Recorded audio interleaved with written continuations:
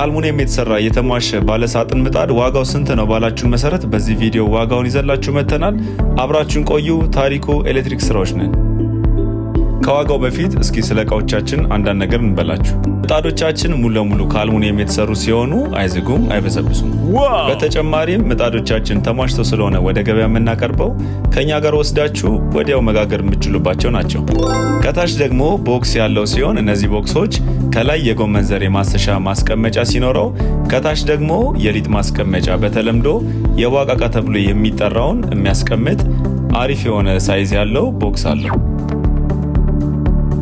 ምጣዶቻችን አስተማማኝ ሲሆኑ ለዚህም ደግሞ የ1 ዓመት ዋስትና የምንሰጥ ይሆናል። አሁን ደግሞ ዋጋውን ልንገራችሁ።